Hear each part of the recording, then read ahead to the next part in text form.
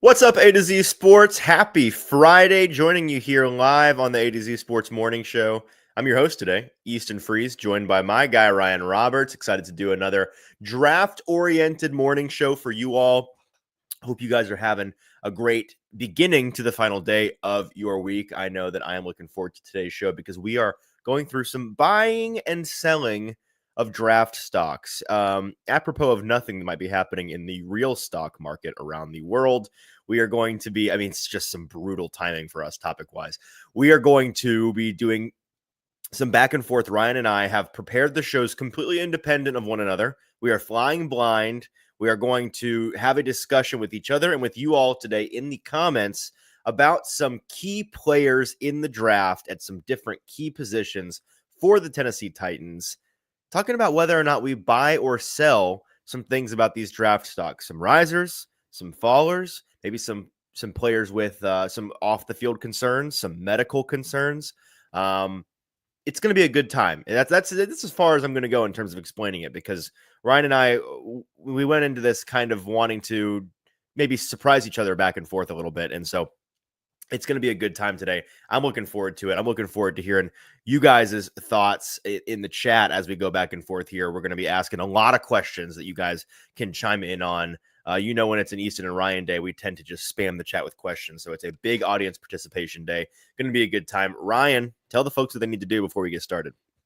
Yeah, before we get into the conversation today, we need to all please don't forget to share the show. If you're watching on Facebook, hit the share button in the bottom right hand corner and get it out on your feed. If you're watching with us live on YouTube, take that YouTube link, send it to a friend in your life or one of your group chats. Just find that Titans fan that you know and let them know that A to Z Sports is live and talking 2025 NFL Draft rumors, stocks, everything else involved. You can also repost us on Twitter or X, however you want to phrase it today. Help spread the word. Don't forget to hit that thumbs up button and leave a like on the show before we get going here on a wonderful Friday morning talking NFL draft.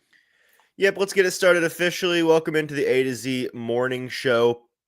On a Friday morning, live here on a Friday morning, every single weekday morning at 8 Central Time, streaming on Facebook, YouTube, and Twitch. Our links are tweeted out segment by segment on our Twitter feed at ATOZ Sports. Follow us on Instagram and on TikTok for more Titans coverage. Also, leave a 5-star Google review for A to Z Sports.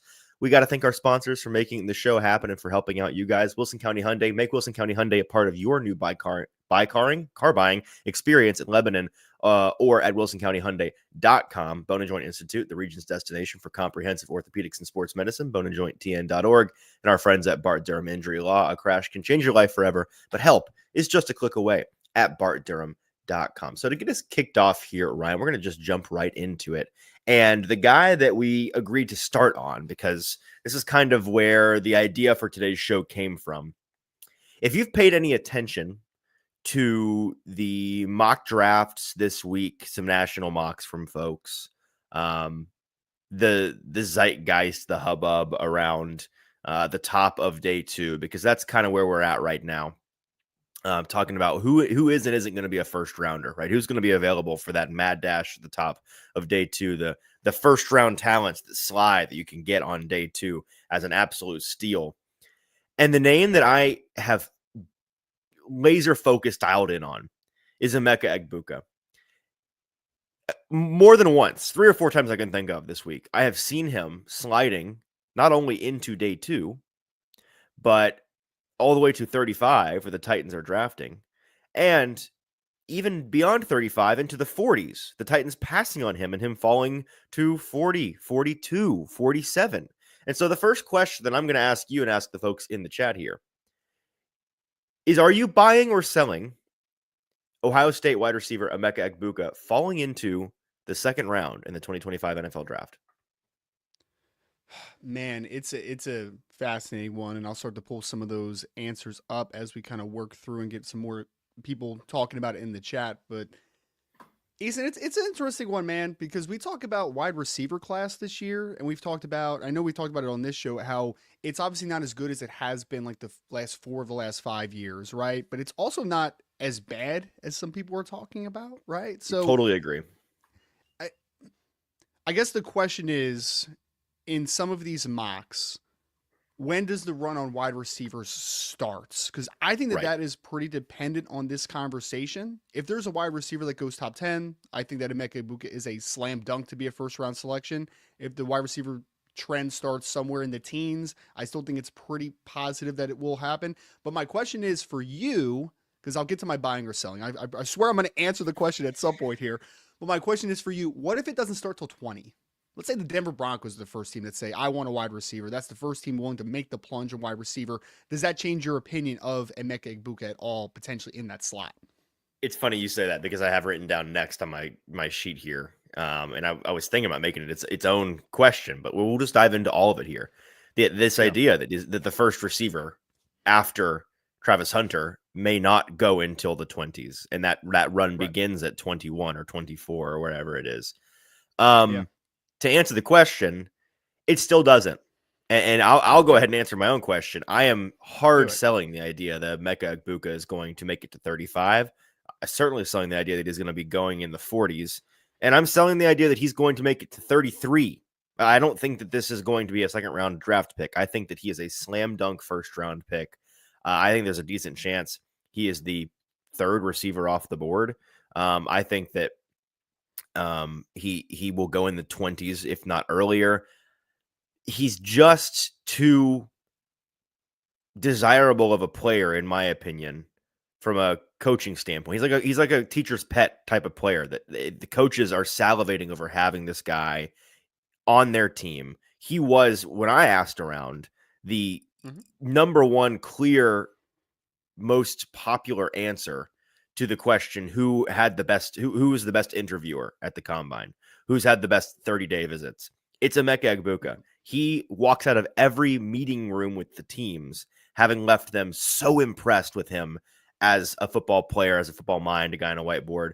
I had a couple coaches tell me that he's basically going to be, a receiver's coach that you get to add to your team. Like, he knows everything about his football mind is that of a 10-year NFL veteran receiver, not as of a rookie receiver.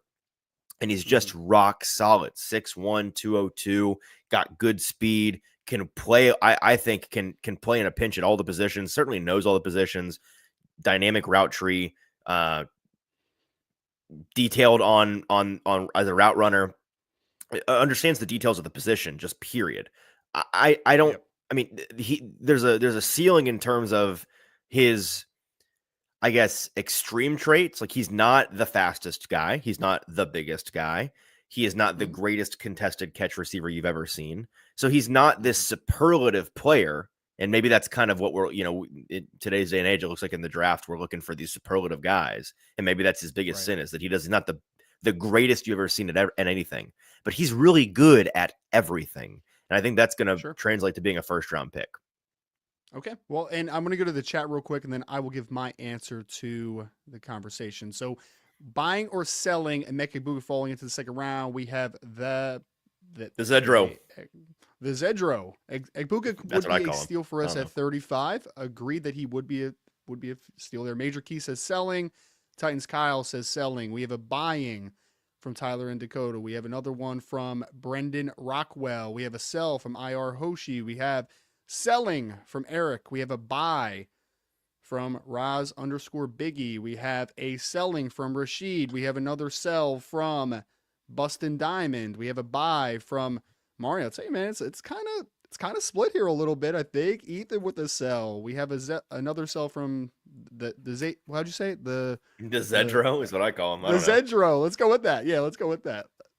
Coach Wills, man, I'm struggling reading today. Buying Demario sell. We have a lot of different. It's a pretty split one, which I think is a great place to start, because I think that we already talked about the pecking order, where the runs start. That's interesting. You know what this one is to me, Easton? Because I am selling him being there in the second round. Okay. As a general public and media, you know what happens this time of year? We get super bored of talking about the guys that we've been talking about for years and years and years. We call it like analysis paralysis, or just you're overthinking some players at this prospect point. fatigue. Yeah. Prospect fatigue is another word for it. Absolutely. We're bored of Emeka Egbuka, right? Like, we'd rather talk about Matthew Golden because he's the shiny new toy. He's the guy I think we've people only were known for a bored few of him in months. January. Like, I think Yeah, it's they came crazy. into it bored of him. We were bored of him last year. We were bored of Mhm. him last year, right? I mean, so this is a guy that we've known. He was a 5-star, came in, played a little bit as a freshman, but then was a 1,000-yard receiver as a sophomore. But now he's a true senior, right? So like we've completely just gotten bored of talking about Emeka Egbuka. I had him. I have him pretty much in every single mock going somewhere in the 20s, if not slightly higher. I think that he's going to go that high because he's just kind of checked every single box in this draft process, right? Like you mentioned it. He's very smart, he's well spoken. He ran 4.4 something at the pro day. He had a 38-inch vert. Like all those things are just kind of checking boxes. So while he might not be the most dynamic athlete of all time at the wide receiver position, he's going to do the job. I think one of my friends said it perfectly. It's like that guy's going to catch 900 to 1,100 yards every single year, and you're just going to kind of forget about him because he's just at least a very good number 2 receiver in the NFL, but maybe a low end number 1 as well. So yes, I think we're just a little bit bored of Emeka Egbuka, so I am selling it. I mean, he's the all-time leading receiver at Ohio State. Is that right? I think so. And yet he was never, in every year that he was at Ohio State, he was never the best receiver on his own team. He's been like the Will Smith, Fresh Prince in the living room, looking around, where'd all my friends go? Guys have just, the great receivers have come and go. Oh, there goes JSN. There goes Garrett Wilson. As I'm leaving here, Smith is taking the world by fire. So Yep. it's just, I think that he's always been second fiddle, and it has led a lot of Mhm. people to dismiss him as a fine, whatever, he's going to be solid, but boring in the NFL. And I don't think, I mean, again, a big part of my selling is based on what I've heard from NFL teams, and NFL teams can't stop raving about the guy. They love the guy. And so I think that he's going to be a first rounder. I would, just out of the gate, would love to be wrong about this one, because if he is Sure. there at 35, I'll probably write about this at some point. But for me personally, I have settled in the past week on my personal best case outcome for the Titans that I think is even a little bit reasonable. And I'm not sure I find it reasonable, but like the world seems to think it's a possibility. So I'll roll with the world on this one. Is Fair. Ward Egbuka 1-2 and just roll into day 3, riding high, don't care. I don't care what they do the rest of the draft, frankly. I still would kind of prefer them to trade down and get a couple of picks on day 2. But if you told me they can't and they pick at 1 and they pick at 35, those are the 2 that I'd be doing backflips for. And if they somehow passed on him at 35, this team's dead to me. I'll go ahead and plant that flag right now. Pass on. And I know of at least one coach on the Titans coaching staff, not the head coach, but I know of a coach on the coaching staff who feels the same way, that if Egbuka's there at 35, which this coach is like, he won't be, and we pass on him, I might quit. So, Ryan, what's your first buy or sell that you want to propose to the team here? Yeah. Well, first one, I think someone in the chat asked if this is a Philadelphia or a Baltimore accent that I had. I didn't even know I had an accent, but I guess it's Philadelphia. I live right outside of Philadelphia, so I guess if there's an accent, It sounds New Jersey accent, like vaguely Midwestern, Eastern Seaboard. Yeah, yes. Somewhere north of here. That's for sure. Oh, all right. Well, I'm right outside of Philadelphia, so I don't know if you want to call it a New Jersey accent or you want to It's call it not a Philadelphia strong. accent. But It's just like the water thing, right? Like how you say right. There's no water and stuff twang like in there. that. No Yeah, twang. exactly. All right, so this one has direct it's circumstantial to the Tennessee Titans because we're talking about the pick at 35. We just talked about it a ton. If Emeka Egbuka is there, great. In my hypothetical, we're assuming that Emeka Egbuka is off the board. Okay, so Travis Hunter's been taken, Emeka Egbuka's been taken. More than likely, Matthew Golden, Tedero McMillan. Like, there's probably been a little bit of a run on wide receivers. My first buy or sell is a group conversation. Okay. Buying or selling one of Jalen Noel, Iowa State's, put it in the chat right now, Jaden Higgins, Iowa State's, or Trey Harris from Ole Miss sneak into the first round. Because, guys, think about this one for a second.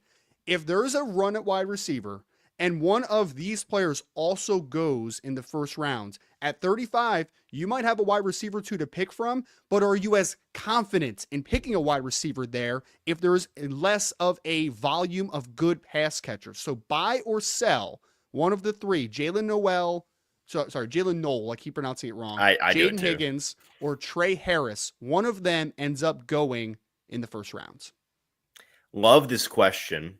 I am a little bit surprised by a name that you left out of that group. And maybe it's just your own personal evaluation seeping into the question. Okay, But who's that? no mention of Alec Ayumanor in this question, the Stanford receiver, who's in that tier in terms of guys where we think they're going to go probably early day two. So why no Alec? I don't dislike Alec. I guess that this is my own personal evaluation because I personally would take all three of those players before I take Alec Ayumanor. Wow. Yes. Wow. Okay, fair enough. Yes. Ayumanor. Yes. I don't know how to say it. Okay, that's fine. We can set that aside for now. Yeah. I will answer the question as posed. And I'm going to, as you know what, I'll go ahead. The chat is all over this. So let's see what the chat has to say. Buying or selling one of Noel, Higgins, or Harris sneaking into the first round. Major Keys says sell. Ethan is buying it. Adrian says it's going to be Kyle Williams. We're going to talk about Kyle here in a little bit. A little teaser. Ooh. I mean, listen, if our take god Chris Sims was in charge of a team, he probably would be. Eric saying sell, Ryan saying sell, Titan saying sell, top tier saying sell. Wow, Cap from Richie, sell. Anybody buying this? Okay, here we go. Tall Texan. We are a year removed from Ricky Pearsall going in the first round, and we're selling so easily on this. I know. Hang on. I'm going to push back on it. Don't you worry. I'm going to fight for your question, Ryan, because it's a good question. People are wrong about this question. Tall Texan is buying it. Haven't watched any of them, but wide receiver is coveted by the league. Absolutely. Andre is buying it. IR Hoshi is selling. Brad selling. Raz is selling. Sports is selling. Brendan is buying. Okay, so a couple of brave buyers in there. And to you brave buyers like Caleb Meadows, I say to you, say it with your chest, man, because I'm with you all the way. I'm buying it as a very real possibility. To your point, Ryan, we are 1 year removed away from around this time last year saying, oh, man, you got these fringe guys that are probably early day two. This Xavier kid out of Texas, you think he's a first rounder? You think Xavier Worthy's going in the first round? And he ends up being the fifth of 7 receivers that go in the first round. He was not the last receiver. He wasn't the second to last receiver. He was the third to last receiver that went in the first round, comfortably in the first round. And then we opened day 2 with another receiver. So these guys get pushed up the board. That's just the reality of the position. And to what you said, I'll even go further than what you said earlier in the show about how this receiver class is better than the general consensus seemed to think it was coming in. I think it's a good receiver class. I think, to steal some wise words from Ben Solak over at ESPN, I mean, he said a couple of years ago, there's no longer such thing as a bad receiver class. They're extinct. Every receiver class is a good receiver class now, just because of the dynamics of the way that football works and the 7-on-7 camps and the way that we're siphoning the best athletes to that position coming up through college and the development at the college level. There are no such thing as bad receiver classes anymore. There are some that are better than others, but they are all good. And it feels like in the past 2 months, we have come to this conclusion that, actually, the receiver class is fine. I don't know why. In January, we were all like, oh man, down year for receivers. And now come April, it's like, that wasn't true. There's some good receivers on every day of this class. And there's some guys that are liable to end up being some star. I mean, I think the thing that is making us think that out of the gate is the fact that there are no clear top 10 receivers besides Travis Hunter, and we also kind of came into the process. I think as a group of draft analysts, people have been convinced on the Travis Hunter receiver thing recently. I think most people came in like, oh yeah, probably a cornerback, probably not a receiver. And now we're all like, actually, probably a great receiver. And so there is a top 10 receiver in this class, which kind of changes the whole landscape of the receiver class. And I think the other reason why is that there are so few true X's in this class, right? There aren't many guys that you're like, this guy's definitely an X receiver, boundary receiver for us at the next level. And so that I think subconsciously leads us to say limited receiver class, bad receiver class. But buddy, if you need a 2 or a 3, there are a lot of really intriguing options for you in this class. And as I think we've seen in recent years, this idea that your X has to be your 1 in the NFL it's bogus. It's not true. If you go team by team, you realize there are a lot of teams, maybe half of the teams in the league. Their number 1 receiver is not their X. Sometimes their number 2 receiver is not their X. Sometimes their number 1 receiver is their freaking tight end, right? And sometimes it's their shifty little speedy slot guy. Like do the Giants have an X that's a number one? No. Do the Giants have an X period? So the Titans don't have an X that's a number one. Calvin Ridley is not a true X. This is not really an issue for teams in the modern NFL. If you are not a dinosaur from a scheme standpoint, if you're able to just get your good players open and scheme around the talent that you have, who cares? Who cares? So I rant ending here.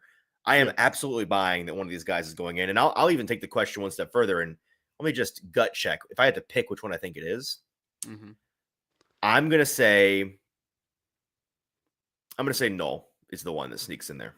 That I literally did a video on him last week, Easton, because like this time of year, people need to realize this is a resume building process, the draft process, right? Like you are trying to stack good performance after good performance, and he's a little bit smaller. He's a hair over 5'10". He's 196 pounds. So he's not a big receiver, right? Like talking about the X conversation. This is a slot Z type. Like that's what Jalen Knoll is. But Knoll had 2 really good years of production, especially this past year. Had 80 receptions, 1,200 yards this past year. Then he goes to Senior Bowl. I think he was the best receiver on either team. Like in my opinion, I thought that Knoll was the best receiver on either team. Then he goes to the combine, runs 4.39, has a 40-inch verts, doesn't have any off the field concerns, no injury backgrounds. Like at some point, you just got to say like, okay, they're in a class, and I'm not speaking specifically at wide receiver, excuse me, but I'm talking about in the entirety. There's going to be players that fall due to medicals. There's going to be players that fall due to off the field concerns, character issues, all those types of things. Teams are going to value a player that just stacks, right? Stacks good qualities. And at the end of the day, we're not talking about a guy that's just super boring and it's like, okay, he does everything pretty well, but he doesn't do anything like elite. Like he's a 4.3 kid, right? Like he's a 4.3 athlete, a 40-inch vert. So yeah, that would be my pick as well. That seems pretty elite to me, boss. I don't know. That's pretty fast. Yeah. I want to pull up one comment that I thought was very interesting. This was from Caps, and I don't know if this was directly to us or somebody in the chat, but he said, why are we comparing this year to last? We're going to have 6 quarterbacks go round 1 this year. And I don't know if he was arguing for or against, but like that strengthens the conversation we're having. I was about to say that just strengthens the argument. Yeah. So I appreciate you, Caps, if you were like agreeing with us, because you're not going to have a deep run on quarterbacks this year like you had last year. There's a couple other positions that are not as good as last year. Tackle? Well. Like not going to have 5 tackles in the first round. You're not going to. Absolutely. So there's going to be a run at a certain position. And I happen to think that wide receiver, corner are 2 positions that I would say like right now that we're not talking about enough, that you could have a late first round run on either one of those positions. I mean, the only first round positions that we're certain there's going to be a quote unquote run on are the defensive linemen. The edge and the interior D linemen are going to start flying off the board because that's a strength of this class. But there's not a single other position that you can say. And I think receivers like the next one that I'm like pretty confident. Okay, there'll be a run of sorts on receiver because there's always a run of sorts on receiver in the first round. And then from there, it's a lot of pick your flavors. There'll be a couple tight ends. There'll be a quarterback or 2. There'll be a running back or 2. You know, there'll probably be a cornerback or 2 or 3. I think cornerback. I think you're all over it with a position that we're all kind of ignoring a little bit too much. So I agree. We've got some more buy or sells to throw to you guys here in just a minute. I'm going to ask my next question, which is going to transition us to the quarterback situation, something that we've talked plenty about one quarterback in regards to the Titans on this show. I want to talk about a different one, but not because the Titans are going to have interest in him, but because where he ends up going, I think is going to be potentially really influential to what the Titans do on day 2. I'll explain what I mean by that in just one second. But first, I want to tell you about our friends over at the Bone and Joint Institute of Tennessee. This is the region's destination for comprehensive orthopedics and sports medicine, boneandjointtn.org. Our friends over there believe that whenever you get hurt in life, you have to know who to trust. And the Bone and Joint Institute are your trustworthy friends over there located in Franklin with over a dozen specialists who can help you through any type of injury. They have a state-of-the-art rehab facility on campus to help you with your recovery. Bone and Joint can do everything under one roof for your convenience. They have a clinic, testing, imaging, surgery, rehab. To schedule an appointment, go to boneandjointtn.org. Check them out, the region's destination for comprehensive orthopedics and sports medicine, boneandjointtn.org. Before we get into some more stock watch and buy and sell, make sure that you're liking the show if you're live with us right now on YouTube. If you're listening afterwards, make sure to share the show so all your Titans friends can listen back. And also, if you want to do a 5-star review on Google, we really much appreciate that, as well as we move into some more buy or sell of draft stocks. And before I send my question here, I want to address a question from the chat from Nick saying, Easton, can you please do a show where you expand on your idea of the Titans trading into the third and what that would involve? I'm sure we'll do a show on it here as we get closer to the draft, Nick, but I'll give you the quick elevator pitch on it. We saw this exact same pick last year, the 35th overall pick, traded for a pair of day 2 picks. It was the Cardinals and the Falcons. It was the Cardinals pick. They traded it to the Falcons. The Falcons came up to draft Rook Orhoro out of Clemson, which in hindsight, probably a poor decision to make this trade. We'll see. Still a little early to come to a verdict on my guy Rook. But the Falcons came up from, I believe, 49, right around the 50 mark, late 40s. And the Cardinals moved back from 35 to, and I'm guesstimating picks here. I'd have to look them up to be sure, but it was like roughly 50 and roughly 80. So they got a mid to late second rounder and a mid third rounder out of the trade. And that is exactly the kind of compensation I think you would expect to see for the Titans in that situation. And that's kind of a perfect transition into my next buy or sell here. Oh, Darius, by the way, just throwing a quick wrench into the conversation. Could the Titans trade up into the third? They have a pair of 4s and a pair of 5s and a pair of 6s. I think that I think the answer is no. Here's how I think that answer's changed. And again, this is such a tease because I'm going to say it and we're not going to talk about it. I think if and when the Will Levis trade comes before the draft and has to do with a draft pick in this draft, say a 4th round pick in this draft, and suddenly the Titans have 3 4th round picks, I think that's the kind of ammo you might be looking at to say, if they got a guy that they love and in the middle of the 3rd round, he's still there and they're watching him fall and fall, and they're like, oh, he's falling, but I'm not sure he's going to get to 103. I could see a package where they move up 20, 30 picks from the top of the 4th into the back of the 3rd to go and get their guy. So I think that's a possibility if a Will Levis trade happens to get them some more capital. But I know they also value capital so much that I think unless they get some more than they currently have, I'm just not sure that's going to happen. And it would take, again, a specific guy of theirs that they're like, this guy's worth it. And I don't know who that would be. Maybe we could explore that in a future show. All right, now, my next question for you, Ryan. Buying or selling? Yes. Another quarterback that's not named Cam Ward, but he may be a first rounder. And he's not named Shedeur Sanders either. Are you buying or selling first round quarterback Jackson Dart? And the reason I bring this up on a Titans show is because Jackson Dart is getting plenty of first round buzz. There are, for better or for worse, believe it or not, there are very intelligent, plugged in folks around the league who, I mean, I heard Daniel Jeremiah just the other day say, I would bet he is more, he said he is, to me, starting over, he said, to me, he is more likely to be a first rounder than to not be a first rounder at this point, is what Daniel Jeremiah said about Jackson Dart, Ole Miss quarterback, if folks aren't familiar.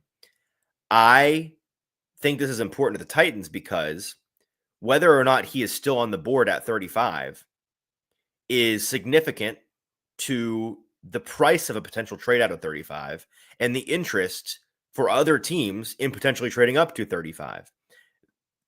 For better or for worse, again, quarterbacks at the top of day 2. It's that Will Levis range, right? Where he went, where the Titans traded up to go and get Will Levis at 33. That is an area where teams are going to be willing to not just pay to move up. You're going to find a trade partner, but sometimes more than otherwise because it's for a quarterback. So do you think, Ryan, do you buy or sell that Jackson Dart will be a first round quarterback? Well, I'm going to go to the chat first as I continue to chew on it because I'm conflicted with this one, to be honest with you. So I'm going to work through my mind in a second here. Buying or selling Jackson Dart as a first rounder, we have a lot of buys. Ethan buys. We have, I already forgot how to say it again. The Zedro buying it. We also have Matthew buying it. We have Eric that says, I'll buy that. Tall Texan is buying it. Vanessa is buying it. Titans Kyle is buying it. We have our first sell from Curtis, but Ashley comes back with a buy. Narrow _God 89 says that they will buy it as well. Andre will buy it. Richie will buy it. Adrian will buy it. We have Brendan that will also buy it. Buy from Ryan. Great first name, by the way. Brad is buying it. Caleb finally breaks the streak there, and he says he sell. He really stinks. I'm going to clean that one up a little bit. We have Christopher. Christopher says buy. Cristoforo? Yeah, I'm going to imagine it's Cristoforo because it's okay. fun. Cristoforo. My apologies if I said it wrong. Kenneth says buy. Bearded Kunu says sell. We have Jeffrey with the. I know way too many people in the chat, and I'm like, what do you mean? That's Bearded Kunu. Of course, I see Bearded Kunu every day. We have a lot of buys. A couple sells trickled in, but like that was a landslide. That was like 85% probably. It was a buy there.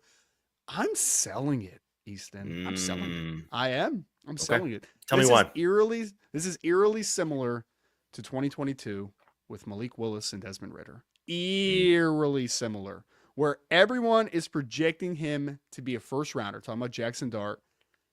And everyone that I've talked to personally, for the sources that I have, the people that I haven't heard a single team tell me that, yeah, first rounder. And I'm even talking about teams that aren't necessarily in the conversation to draft Jackson Dart that are just giving me a raw opinion of that's a kid that you value in the first round or you don't. So I personally just haven't heard it. I think that there's, I think we fall victim to this sometimes because there are teams that get super desperate, right? Like 21 to the Steelers is an interesting one because we just saw this with Kenny Pickett in 2022. But there is just I'm really selling it because I think for the most part, teams in free agency that went the quarterback routes are in win now mode and don't have the ability right now to say, I'm going to draft the first round quarterback to sit when I have my job on the line. I think there's a few of those teams right now that I just don't think makes sense for Jackson Darts. I also just overall don't think Jackson Dart's a first round quarterback. I just don't. I'm not going to be as strong as saying he sucks, but I am definitely not a Jackson Dart supporter or fan. So I haven't heard any of it. I don't think he screams first round quarterback to me. I think there's a lot of questions around him. I do think that he's a guy that some team might trade up into the second round earlier to draft potentially. But because when I look at the back end of the first round, especially if he gets into the 20s and we're having this conversation of like, is someone going to pull the trigger on Jackson Dart? The most likely team is the Pittsburgh Steelers at 21. And they just made this same mistake a couple years ago. And I don't think they're going to make the same mistake twice. Well, they're drafting Jalen Milroe at 21, so it's more possible than Jackson Dart. They love Jalen Milroe. You think so? I think it's more possible. I do. I truly think that would be the shock of round one if Jalen Milroe is a first rounder. I am selling this one. I'm not selling it hard. I'm not saying there's no possibility, but if you ask me buying or selling it, I will sell that he's going to be a first rounder when all is said and done. Man, that just kind of hit me. Imagine a world where the storyline coming out of round one is Shedeur Sanders free fall, 2 quarterbacks in the first round, Cam Ward and Jalen Milroe. It'd be interesting. And then you'd have walk into day 2. I mean, talk about, again, this is a fever dream. I don't think this is happening, just for the record. But for the Titans, if they're trying to trade out of 35 and you walk into day 2 with Jackson Dart and Shedeur Sanders still on the board somehow, you're in business. You're in business. Yeah. So, okay, where does he go? Where's Jackson getting drafted? Because you said it reeks of 2022. Those guys fell into the 90s. Yeah, I don't think it's quite to that desperation. I do think that there's a second round team that will draft him. I think there's a second round team that might even draft up earlier into the second round to draft him. So I'll say he's the top half of the second round guy. Like, he's going to go somewhere in the top 45 picks. I just can't see first round, man. Like, I just can't see. I keep watching him, right? He's one of those players that I watched early. I kind of liked to a degree. Like, when I say I liked him, I was like, top 150 kid, cool. Developmental guy, cool. And then the first round talk traits. There's some tools here. Right. Yeah. Right. And we've done this with a couple quarterbacks in this class. Like Tyler Shuck from Louisville is another one. I'm like, I like Tyler Shuck at the appropriate price. That's cool. But like, if we're talking a first round pick, I don't like that price at all on a Jackson Dart. But I went back and watched him again because I'm seeing it so much, right? Like the first round talk. He's a good athlete. He was actually recruited by several teams to play safety in college. One of his first offers was actually, I did not know that. So his dad played safety at Utah. Right. His dad played safety at Utah. Utah actually offered him a gray shirt to come play safety for him first. Didn't even give him a quarterback offer, which is hilarious. But so he's a good athlete. He Was he moves playing well. safety in high school, or was he playing quarterback? I think he may have played both sides. I'm not 100% Okay. sure about that, but I know he had some offers to play That's safety. So at that's least there some was some disgusting high projection there, school I football guess. behavior right there. Meet Yes, our it is. quarterback safety, Jackson Dart. Man, well, some teams need it, man. I played both sides when I was in high school as well. So I They're mean, like, oh, well, he's some the guys need safety's it. the quarterback of the defense, so you might as Yeah. well. Yeah, Oh man, you know how to read coverages too, right? So you know exactly sure, where to right. be It's on the just in football field. reverse. Sure. But so he's a good athlete. He's got good size. He's 6'2", 225-ish, somewhere in that ballpark. He's a strong kid for the most part. And I like that he's fearless in the pocket. Like that's my favorite thing about Jackson Dart is he does not get shook from pressure. I like that a lot. Arm strength for me is below average for NFL standards. Like I think it's very below average. I also think that he People comes are from a overrating it. system. Yes. And I also think that he comes from a system that is not directly translatable to the NFL. And he's also late in that system a lot. He's so late in that system a That's my lot thing. where it's just like, Yep. it's just, man, I don't get it. I don't get first round talk. Again, at the appropriate price, I'd even willing to invest a top 100 pick on him just as a developmental quarterback. Cause like if you miss on a quarterback in like the 50s or 60s, like no one cares. Like they're not going to remember that. It was a shot in the dark. It was a dart throw at that point. So I'm okay with him at a certain valuation. Every time I watch him, I'm just like, that's not a first round quarterback, in my opinion. I know some people are again going to say, well, Kenny Pickett didn't look like that either. But yes, guys, but people can learn from mistakes. I promise you that can happen at some point. Nah, People not in the can NFL. They can. Not They in the can NFL. learn. I Nope. promise they can. Nope. So, okay, good answer. I'm going to give my answer now. First of all, off the top, just reiterating the fact that everyone, if you don't know, I am an unabashed Ole Miss helmet scout. It's something that it's a part of my personality at this point in terms of draft discourse. The next, I forgot your draft ideology on. Thank Ole you. Miss players. This is forgot why I have about to this. remind folks that this is important. So no matter what I think of Dart, when I'm helmet blind, I can't be helmet blind. So ultimately, I think he's going to be bad in the NFL. Because I mean, listen, the next good NFL skill player to come out of Lane Kiffin's Ole Miss will be the first good NFL skill player to come out of Lane Kiffin's Ole Miss. So wake me when one of those guys works. So far, they haven't.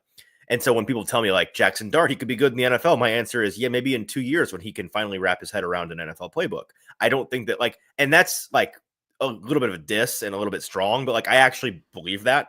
I don't think that it's going to be easy for him at all to finally learn more than 5 routes. And no, it's not his fault. It's not. It's Kiffin's freaking It's where Kiffin's he's fault. coming from. It's where he's coming from. Exactly. Yes. 100%. And I just didn't want that to come off of you like saying that the kid's not smart, right? Like that's not what you're saying. You're saying what he's learned is not translatable to the NFL, so he's going to have to relearn a lot of different things in a very short amount of time. That's the From an NFL here. standpoint, he has been failed by his college experience because everybody there is failed by their college experience and to be fair to Lane, his job is not to prepare guys for the NFL. He's not an NFL prep school. He's a college football win now school. And so he's trying to win games. And that college system works in the NFL or in college. It does. But so all of that being said, that's my personal opinion of Jackson Dart is that I don't see it. I don't see it at all. I'm kind of buying he's going to be a first rounder just because I don't think people learn from their mistakes in the NFL. And quarterback is a position that teams are all, I mean, I think this feels like Levis in 23. And with Levis in 23, a forgotten part of that storyline is how multiple teams, not just the Titans, were actively on night one trying to trade back up into the back half of the first round to go and get him. And it just circumstantially worked out that all of the teams in the 20s, 30, 31, 32 had a different position of need, had a guy there that they're like, we're not going to trade. We'd rather just take this guy over and over and over. Nobody wanted to move. And I think that that's probably going to happen again. And there are enough quarterback needy teams that I think are going to still be quarterback needy at the back half of round one, at the beginning of round two. We're looking at the Giants, the Browns, the Jets. I think people have forgotten about, but shouldn't. The Saints, the Steelers. I think the Rams are going to be in this conversation once you get to this portion of the draft. I think that these teams are going to be in a competition to go and get the couple guys that they will hang their hat on in this draft class, and Milroe is one of them. or not. Well, yes, for the Steelers. Jackson Dart is one of them. And so I could totally see a team trading it. It's going to be late. It'd be like 28 or 31 or whatever. But I'll am I saying it's likely? I don't know if I think it's definitely going to happen. But 51% right now in my gut says, yeah, he sneaks in there somehow.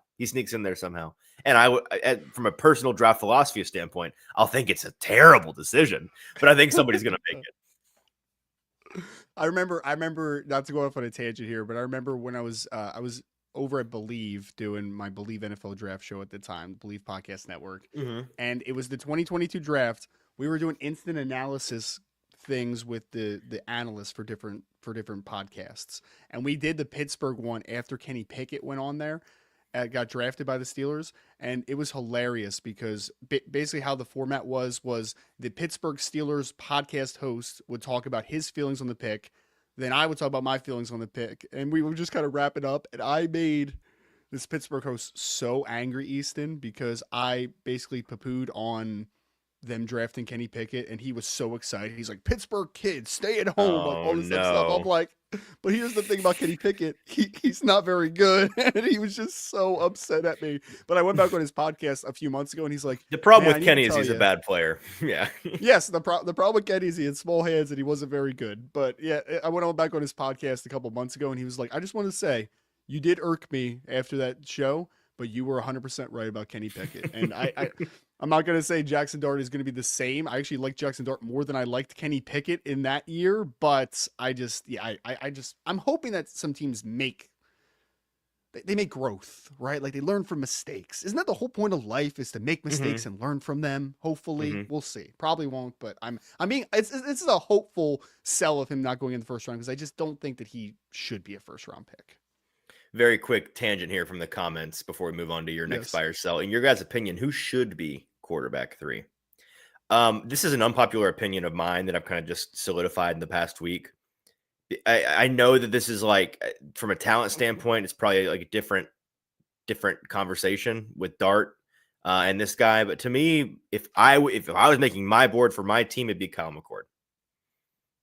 Wow, that's a hot one. I like that. And and to be clear, I don't necessarily love Kyle McCord, but I think after the top 2 guys, I don't really like any of these guys.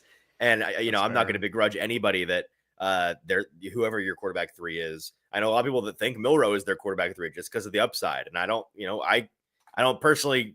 I'm not going to get with it, but I get it. So for me, it's probably McCord. He went on the Linsanity run to end the year, which was cool, and maybe that's just. I guess my bet mostly is that he went on that Linsanity run. It wasn't a fluke. Something just clicked in his head, and now he's an awesome player. That's what I'm betting on. All I'll say is that I don't really care who quarterback 3 is to even be in this conversation. I care where they're picked. Like that's I think more of the conversation for me.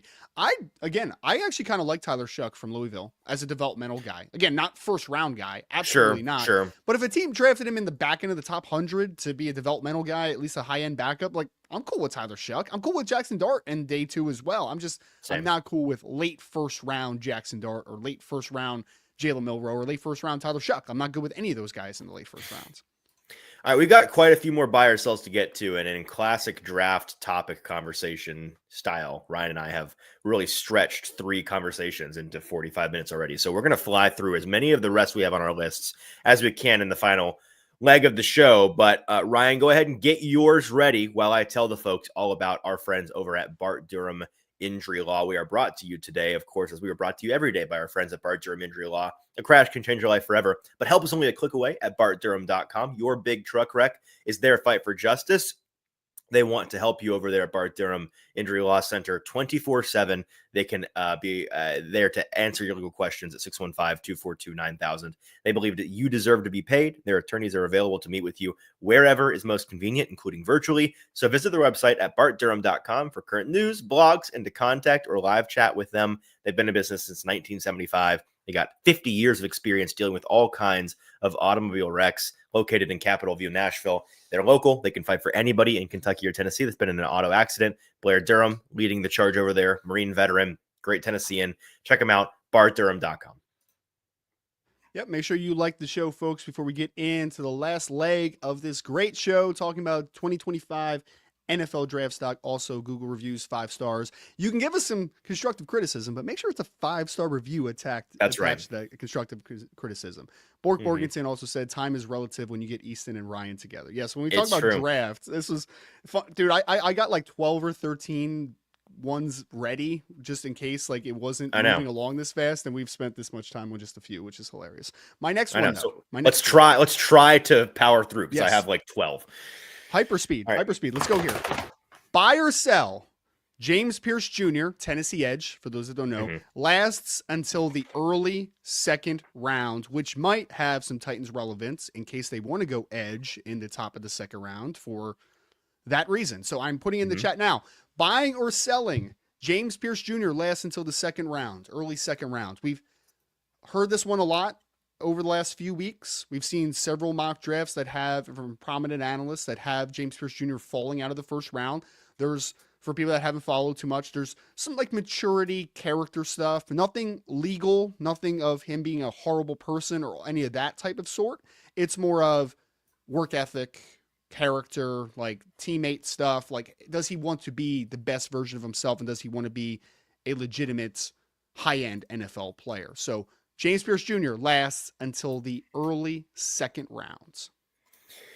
Well, let's check the chat here because people came flying in with their answers. So buying or selling, will James Pierce be there in the second round? Sell. So a lot of sells. Oh, okay. Some buys from Hoshi and Eric and Kenneth and Ryan. Great. Buy from John, buy from Guy. Sell from Alvante and Nick. Sell from Tall Texan. Josh says not happening. King Kong, Titans Kong says sell. So mostly sells. I'd say a 60 or 70% sell rate here in the chat. I am buying it. I'm buying this, and maybe I'm buying it hook, line, and sinker, and I'm just wrong. And I know that he's a first-round talent. I do, but I think. I mean, I'll take it even a step further. I think it's more likely that James Pierce Jr. is still on the board in the 40s than it is that he goes in the first round. Ooh, okay. All right. I think that Pierce is going to drop like a stone. I think that the smoke is just too strong, not just from what we've heard from the teams, but from what the national analysts that we trust seem to know. I can't continue to look at the Dane Bruglers and the Daniel Jeremiahs of the world, put this guy on their big board at like 12 overall, and then put him in their mock draft at 52. Like, that is a statement from them that is stronger than I think we're giving it credit for. And they continue to do it on mock draft 1.0, 2.0, 3.0. They don't hesitate to do it. Yes. So I'm going to do it too. I'm just going to monkey see, monkey do. I think that he's going to fall. I think that he is a tremendous talent, and in the right situation, he can be the steal of this draft, the steal of the draft. I think so too. And if he ends up with, a Chiefs or an Eagles, like, it's going to worry me. It's going to frustrate me. But I think it's where we're at. So I'm buying that he will be there to begin day 2. Yep, I'm buying as well, but I'm not buying viciously. Like, I don't think that there's no chance that he gets taken. I think you just mentioned it though, right? Like, the character stuff is unsettling.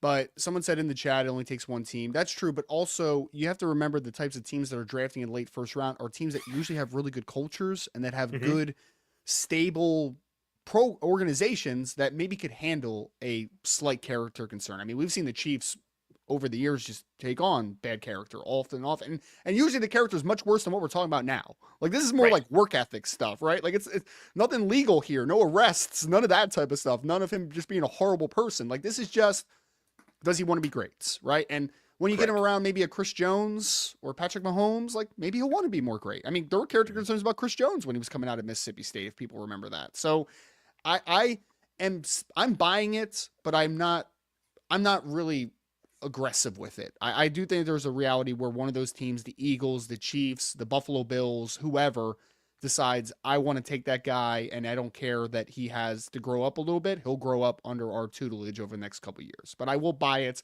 just because there is a lot of smoke there, and when there's so much smoke, there has to be fire at some point. Make him a lion. See what happens. Lion? That's my dude. him on the other That's my side of vote. Aiden Hutchinson would be pretty fun. It'd be pretty Yeah, fun. that's man. what just kind of came through my mind. I hadn't really considered that Yeah. until now. All right, my next question here as we rapid fire some buy or sells. Buy or sell. Wide receivers Kyle Williams and Isaac Restrepo will be available to begin day 3s. This might be a buy or a sell or a buy sell or a sell buy. I kind of lumped 2 questions into one here for the sake of time.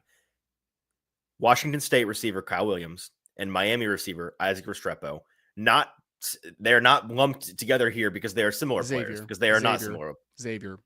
Did I say? Oh, Xavier Restrepo. Said yeah. Isaac. Well, Isaac you know why? You're about Isaac Tesla too much, yeah. Literally, he's next on my list, and I just eyeballed my list and wrote Isaac instead of. Yeah. So yeah. Well, sorry, Xavier. Love Everybody, I'm not even going to correct it. You guys know Xavier Restrepo, Isaac Tesla, my king out of Arkansas. We'll talk about him later. So those 2 guys, buying or selling that Restrepo and Williams, not similar players, but similar areas in which we think they might go in the draft. Make it into day 3. Ryan, what say you? Well, we have some buys in the chat pretty early. We have Richie with a buy. We have Eric with a sell. We have a buy from Nero. We have a buy. So double buys from Guy Man. We have buy Restrepo, sell Williams. We have buy from Ryan. We have a sell from Mario Williams, the former Houston Texans great. Oh, wow. Welcome to the chat. We have Don who says sell, buy, respectively. We have sell. We have buy and buy. We have from Cristofero. Excuse me. Cristofero. We have a buy. Cristofero. Oh, man, I'm just messing up. All right. Oh, yeah. There's bad name day for Ryan, guys. I know. Really bad day for me. Really bad. Kenneth with a buy. Not a bad day, just a bad name day. Roger specifically the names. Yes. And we had Roger with a buy both. I am going to, and I think you put Williams first in that conversation, right? Did. So first for Kyle Williams, Xavier Restrepo, number 2, wide receiver Washington State and Miami, respectively. I am selling for Kyle Williams and I am buying for Xavier Restrepo. That's how I see it right now. I have the same answer. Has consistently risen throughout this process. Had a really nice last year, Washington State. And it sucks, really too. Well. I hate it. Yeah. Yes. He keeps rising, though. I think there's sucks. a possibility that he goes in the top 100. Yep. Yeah. So, Kyle Williams, I'm sure Tennessee Titan fans like a lot because obviously he has a history with Cam Ward. And, yes, Cam Ward, number 1 that's what sucks. The Titan. Yeah. The Titans would do backflips, I think, for him to fall to 103, but I just don't think it's happening. Yeah. I don't think it's happening. Yeah. So I'll buy that one. Or I'm sorry, I'll sell that Kyle Williams is available on day 3. I am buying the Xavier Restrepo. And Restrepo, look, I know he put out that, he pulled his hammy got tight before he ran his 40, all that type of stuff. Me too, by the way. All I know is yeah, right. I don't want to pretend to know if that is true or not true. I really don't even want to get into that deeper of a conversation. All I know is on paper right now, we're talking about a slot only wide receiver that ran 4.83 for a lot of teams, right? And that is. Here's the list of good wide receivers that have come into the NFL since 1999 that ran over 4.8. That's the list. It's just there is no list. There's no list. You need to get down to like 4.71. You're going to start to see like Keenan Allen. You're going to see. Do you really think he's a 4.8 guy? You've turned on the tape. He's not a 4.8 guy. I don't think he's a 4.8 guy, but I think he's a. He would have never gotten open in college like he got open if he was a 4.8 guy. All I know he's probably is like a low 4.6. Yeah, no, it's like 4.67. I'd say 4.66. Yeah, something. Yeah. I don't think he's a 4.8 guy. I don't. So I do buy a little bit of the hamstring tighten up. This is all I know, though, Easton. This is all I know. Okay, and being in this space for a while, there are a lot of scouts and decision makers that won't be able to get past that number. They will not, right or wrong or indifferent. Yes. Oh, they're gonna look at the size, the role specificity. Whatever that word is. The specific role that he. Yes. Yeah. I'm not going to say it again.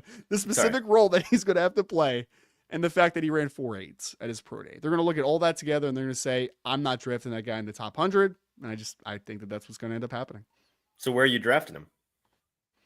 I think he's still going to get drafted. He's going to be a. No, I know, but where would you like to draft him? Oh, I would personally be okay with back end of the top 100 personally for Okay. a slot role. But if we're predicting, I think that he's going to be a 4th to 5th rounder based upon the testing numbers. That's what I believe right now. Yeah, somewhere in the 100 to 120 range is probably what's going to happen. And listen, if the Titans like him and want to pair him back up with Cam Ward, the beggars can't be choosers on the Titans receiving core, and he would be an addition that it would be valuable because the bar is so low right now. So, I think that's a firm possibility, and you could have your slot right there, and maybe it comes at a discount because of the fact that these scouts can't look past the fake, phony pro day 4.8 that, watch the tape and you realize it's not actually a 4.8 player. All right, you got any more for me, Ryan? We want to fly through here before we get out?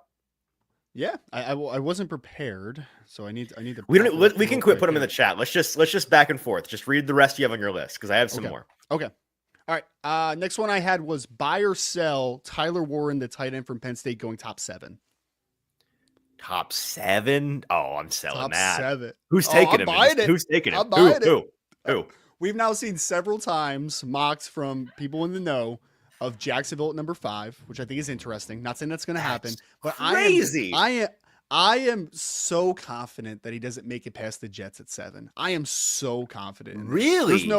There's no deep intel there. Like I haven't talked to anybody in Jacksonville, been like, hey, low key here. Like, tell me. Do you think this guy is Brock Bowers? You have to think he's Brock Bowers if that's what you think. No, but he's not. He's also not in Brock Bowers' draft class, right? Like that's the biggest thing. I know people are gonna like hyper focus on like top 10 pick, and I get it, but it's also just not a top heavy class. So I get that. In any draft class to take a tight end in the top 10, he needs to be. I need to think this guy's going to immediately be a top 3-ish tight end in the league. That's what I need to think. I think that he has a upside to being a top 5-ish tight end at least in the league. I think he has that in him. Eventually, Absolutely. Immediately. Yeah.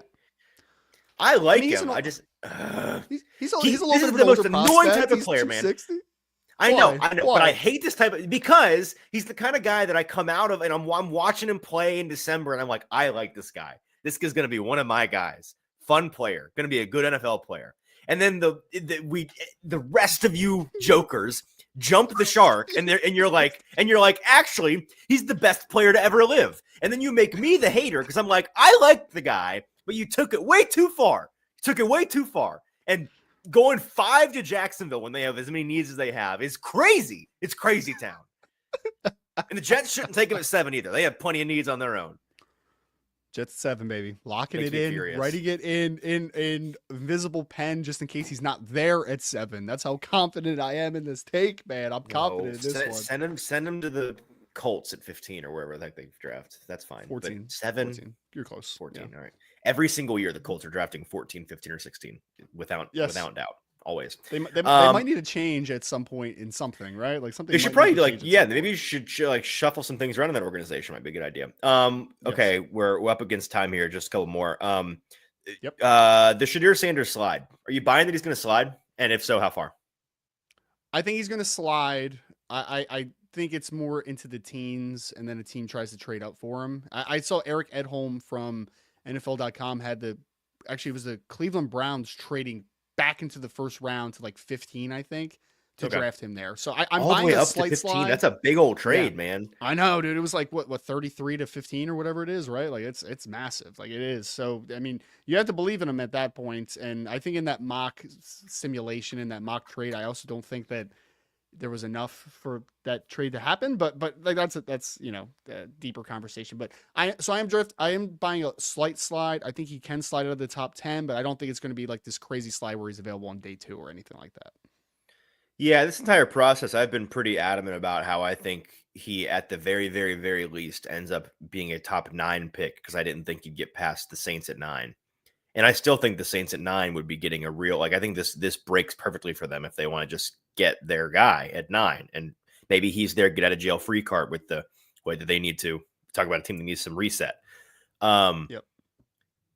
But I'm starting to feel like I'm starting to feel forced into buying this. Like I don't know. Like maybe I need to just really block out the noise, but the noise sure sounds like he's going to fall into the teens, in the 20s. And again, the way that I feel about Shedeur Sanders as an evaluator is I think whoever gets him in the teens and the 20s is getting a heck of a value personally. So we'll see. Any more you got? Two teams to watch, obviously, are like the Jets at 7 and the Saints at 9. Like they could be quarterback needy Right. teams that pull the trigger there. So we'll see. Yep. I have one that is very interesting. And I don't know, it might be just interesting to me because I'm a draft weirdo, but Okay. Jahad Campbell, linebacker from Alabama, top 12 selection. Bye. Jahad Campbell. Bye. I'm buying it too. Teams love him. They Talk about a guy that I with the can't stop injury. hearing about. I know. Even though he's got the shoulder now, apparently there's something with like his knee also, like long term. Like there's a lot going on injury wise, but yeah, man, teams love Jahad Campbell. It's crazy. It's crazy. As a Titans guy, I am scared to. I jumped in. You know, our buddy who covers the Colts here for A to Z, Destin. He was doing a Twitter Spaces the other day, and it was like Colts things. And I jumped in there and hit request to speak, and he's like, Easton, like, hey, what's going on? And I was like, I don't have any questions. I'm just here to say that if Jahad Campbell is a Colt, I'm going to walk into the ocean. He's the guy that I'm scared that if he falls to 14, and the Colts end up with him, that they may have gotten the steal of the first round, and they're going to be very happy, and it's going to suck for Titans fans. I think he rocks. I'll raise you another linebackery player in that range. Are you buying the Jalen Walker thing? Yes. Top 5 player, Jalen Walker. No. He's Daniel Jeremiah, his new big board. Yeah. 5th overall player in the class, Jalen Walker. Crazy town. No, I don't grade him that way. I think we've talked about him on the show, but like he's a very tweener player. I like some of him, but I don't like all of him. Kind of Georgia Edge for folks that aren't curious, they're curious who we're talking about. Georgia Edge is probably a linebacker. Or like a will linebacker, if you want to kind of split the baby. I think the Hassan Reddick arc is like the best case scenario here, right? That's best case, yes. Yeah, so no, I don't buy that he's a top 5 player, but I do buy that he goes top 10 for sure. I think Carolina at 8 is one that makes the most sense, and I think that Carolina likes him a lot. So yeah, I think Jalen Walker goes very, very high. From a predictive standpoint, I think you're right. From my personal opinion standpoint, I don't know. I still think Mykal Williams is a better player, a better prospect, I should say. I don't know about better player, but I think he's a true edge. He has tremendous upside. He's probably more untapped potential. I would take Mykal before I would take Jalen, but that's just me. All I'll say is whoever drafts Jalen Walker that high, especially, you better have a creative defensive coordinator, because if you don't. If you don't, it's going to end up like Hassan Reddick in Arizona early in his career, where you're like, man, that guy can't play. And then all of a sudden you finally find a role for him and you're like, okay, he actually can play. He only is really good at one thing though. Like, yeah. Arizona is the last place I want him to go, because Arizona is the graveyard of tweeners. Like all they do is draft these tweeners, from Hassan Reddick to Isaiah Simmons to like Darius Robinson. Yeah. Yeah. A lot of them. They got to pick a lane. Arizona, you clearly don't know what you're doing with these tweeners, so stop it. How about speaking of slides, Will Campbell slide out of the top 10? Buy or sell?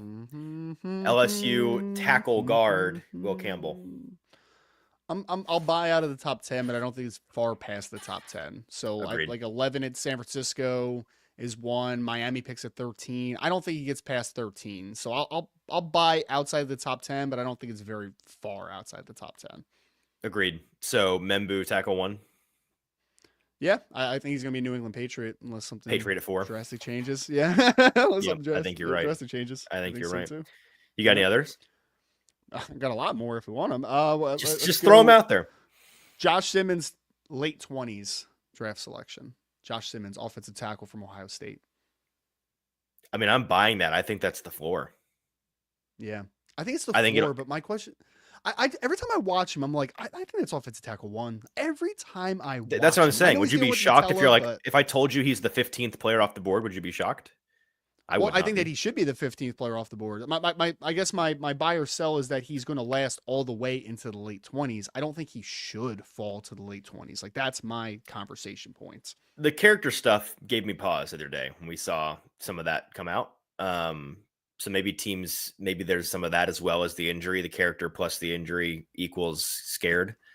But that was also the first time I've heard any of that, like, character concerns with Josh Simmons. It was kind of weird. Like, it was just I heard it once from somebody that works in a front office, like a very important person, somebody who, like, I take everything they say seriously at the combine. And they just kind of mentioned offhand. They were like, we need to figure out what makes him tick, because they were going to meet with him that week. And I was like, That's interesting. Okay.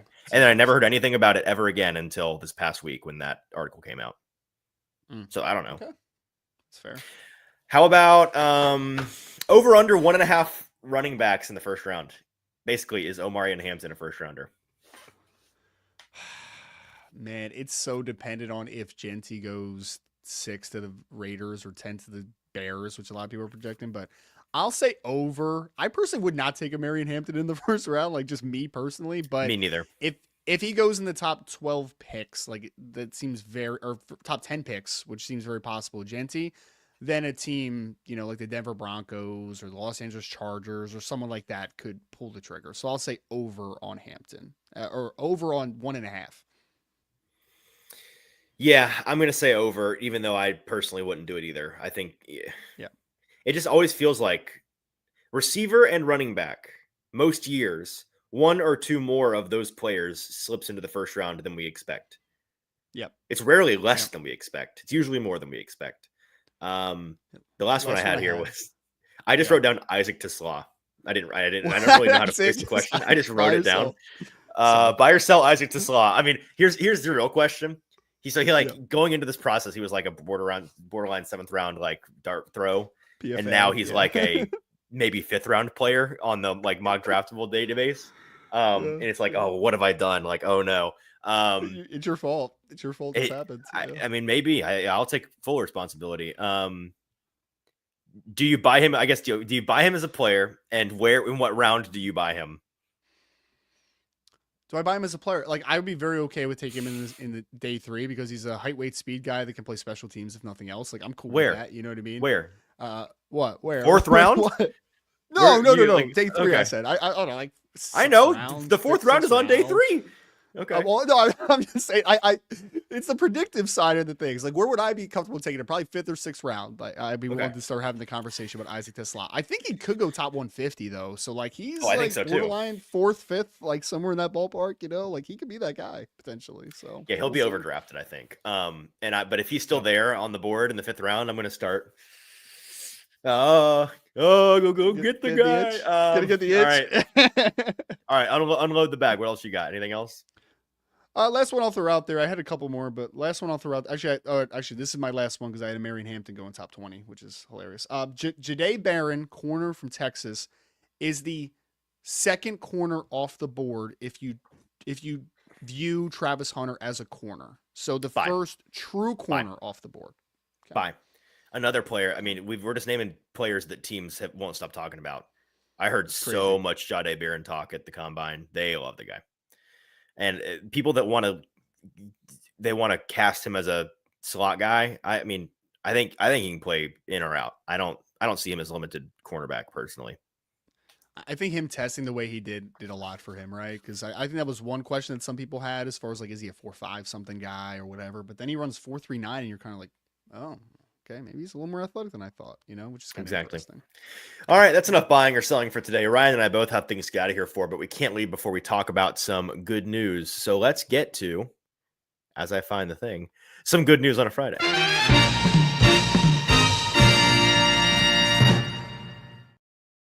Check out our friends over at Wilson County Hyundai. Check out their options on wilsoncountyhyundai.com, I should say. Make them a part of your new car buying experience in Lebanon or at wilsoncountyhyundai.com. All right. Leave those good newses in the chat. Drop in the chat any good news you have from this week. Want to hear it. Ryan, what is good in your life right now? Any good news on your on the Ryan War front over there? Yeah, we're about to get into only a couple weeks left of the draft process. So you know what's going to happen, Easton? Less just nonsense getting thrown at the wall and more actual what is going to happen. So real intel is coming our way. Yeah. Yes, real things are about to happen. This time of year is so just frustrating for me because like we have right now there's 90 players that are being projected to go in the first round. It's like, guys, like we just need to wait, just give it a couple days, give it a couple weeks, and we'll finally be into the period where we're like, okay, that actually makes more sense, right? So we're going to have clarification on the first overall pick, I'm sure, over the next few weeks. We're going to have clarification over who's going to here, who's going there, what team like this. It's always a guessing game right until that day. but this is finally when the good information comes out where we don't have to just be bobbing for apples of meaning down the stretch, which is going to be great. This hit me like a brick. Oh, wait, I clicked the wrong one. Sorry, Eric. We'll get to your good news in a minute, but not what I was talking about. What was I talking about? Where'd it go? Here, Cristoforo. Good news. 20 days until the draft. Love it. Yeah, that number, I knew that in my head, but to see it out loud, 20 days, less than 3 weeks, that's crazy. My good news is basically Chris's, is that the weather is not schizophrenic today in Nashville, which is good. It had been, I mean, I didn't know that. I did not come into, what was it, Wednesday evening expecting to be entering the tornado warning apocalypse here in Middle Tennessee, but we got, I mean, I have more missed calls because I quit answering them from the Nashville Metro government. 1, 2, 3, 4, 5, 6, 7, 8, 9, 10, 11, 12, 13, 14, 15, 16, 17 calls from Nashville Metro government in the last 36 hours. So it's been one of those couple of days, but today I'm looking outside. It's overcast, but it's dry, and we'll take that. So that's my good news. Denise, good news. Final Four this weekend in my hometown in San Antonio. Pitbull, Jelly Roll, and Chris Stapleton singing Free. That's exciting. I didn't know that was a thing. That's sick. Brad, good news. Down 91 pounds in the last 8 months. That's incredible. Yeesh. Holy cow, Baller. Brad. Keep it going. Baller. Get to the triple dig. 9 more pounds, you can do it. I want to come back in here on a Good News Friday and let us know when you get to 100. Bork, good news. They managed to wrap up the show before 9:30. That is good news because we both have things to do here in just a minute. Good news. Beach day tomorrow, says Eric. I am jealous. Can I come with you to the beach, Eric? Good news. Chris says the Titans will have an answer at quarterback soon. That certainly is going to be the case here shortly. Good news from Tall Texan. Spring ball is done, so we can finally start real coaching instead of coddling. Oh, is that right? The baseball circuit, Tall Texans running down there. This is spring training is over, so we can get to some real playing here in the summer. I like that. Good news. Got some marinated drumsticks for later today. Oh, it's making me hungry from the Zedra. That sounds delicious. Nick Ewing, good news. Have my second follow-up appointment today, 3 weeks after foot and ankle surgery. Hope the doctor lets me get back to walking this afternoon. That would be nice. Hopefully you get some good news on that front, Nick. And spring football, says Tall Texan. Excuse me. I hear spring ball. I think baseball. So we can be. He's talking about college, I'd imagine. So there we go. Spring football is over. That is a coddling experience. That is true. Tall Texan hates baseball. Noted. Won't make that mistake again. All right, that's a good news for a Friday. We're going to get out of here because Ryan and I have a couple of media things to attend to. So we'll be back on Monday. I believe Austin and Zach will be back on Monday. First time you won't see my face in a while. So enjoy it. Get your fill of not me on the show. Ryan and I will be back on Wednesday. I think either me and Austin or Sam and Austin will be here on Tuesday. By the way, Sam, finally back. A guy who you've not seen in a good long while. He'll be back next week. So an exciting run up, the final 2.5 weeks to the draft to begin on Monday. Make sure to be here for it. Tune in then. Make sure you're liking the show before you go. Subscribe to the channel before you go. For Ryan Roberts, I'm your host, Houston Freeze. We'll talk to you on Monday.